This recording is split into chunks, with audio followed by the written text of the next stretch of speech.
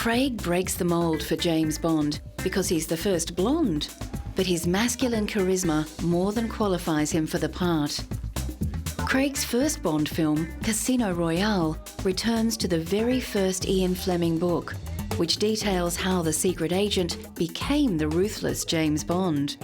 I can tell you about this movie, and I'm not going to compare it to any other Bond movie, but this is a new departure, and there is a lot of new things, but a lot of the Bond themes that are still in this. It has to be, because we're making a James Bond movie. But wait and see. Many men and women fantasise about a life filled with luxury and adventure, and an exhibition of 007 memorabilia assembled at London's Science Museum offers the public a chance to make that wish come just a little bit true. All the accoutrements of the Bond world are on display, including props, images, storyboards, costumes, and the famous Bond car, the Aston Martin Vanquish. It's your chance to become a secret agent for the day. You're given a swipe card, a little credit card thing, and you go around the exhibition finding out as much as you can about James Bond, the films, the phenomena. You're tested along the way, and then at the end of the exhibition you're rated as to whether you're going to make it into MI6 or not. Ian Fleming, the creator of James Bond, was no shy retiring writer. His adventure-filled life was on display recently at the British Imperial War Museum. Fleming drew on his own war experiences and his work as a travel writer and journalist to create the iconic secret agent. Ian was not a man of action. He'd have liked to have been one. In fact, he volunteered to go on a mission in the war, but Admiral Godfrey, his boss, wouldn't allow him to go because he was too valuable. But Bond did all the things that he couldn't do. The silver grey Aston Martin DB5 is the epitome of cool, partly because of its association with James Bond. Originally of British build and design, Aston Martins are a luxury performance car, first manufactured in the 1920s. The Aston Martin combination of timeless elegance and power has made them popular with car aficionados worldwide.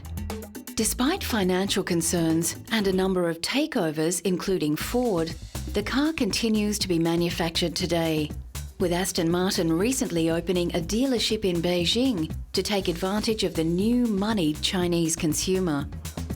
At a recent festival in Britain, 300 cars took part in a parade, driving past the Queen and Prince Philip.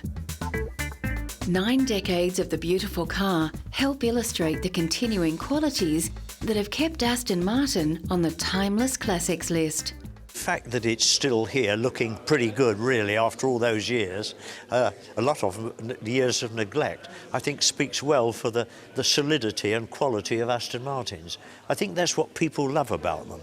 It's rather like a Rolex watch. It comes apart and goes together again with perfection. The late King Hussein of Jordan was a collector who knew and loved his luxury cars. Abdullah Hussein recently opened the museum in Jordan as a tribute to his father. And the collection of classic and vintage cars is a veritable who's who of top quality luxury cars. With over 50 on display, many of the vehicles have been used on official occasions, including the late King's coronation and public wedding celebrations.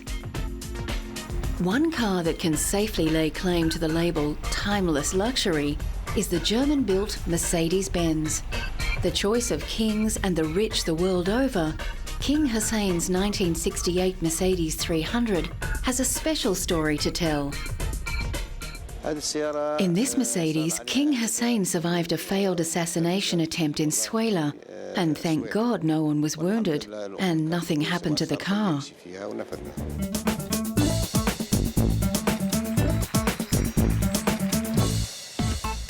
One of the hallmarks of a timeless luxury is that it both maintains its classic features and keeps pace with the modern world.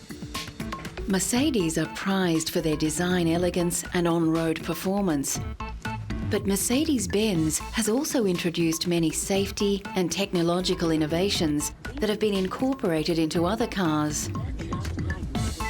The average American now spends 17 hours a week in their car, So for those who can afford it, a stylish and comfortable drive is only the beginning.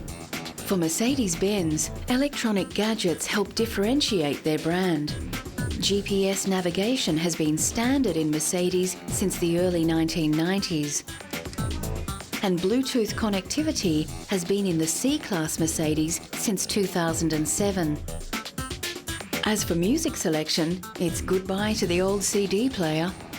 We're seeing a lot of integration of obviously MP3 players. Everybody wants an integration kit to allow their iPod or their MP3 player to come into the car and to be controlled by the car, to be controlled easily using good menus, and that's where we're going most lately, as well as super fast hard drive-based navigation systems, which is new for 2009. Many of our cars now have no more DVD drive. They're running off of a hard drive, which gives you super fast directions, really quick calculation. Some luxury brands and stars shine bright, but quickly fade. It's only with time and distance that we can say with certainty who and what will become timeless.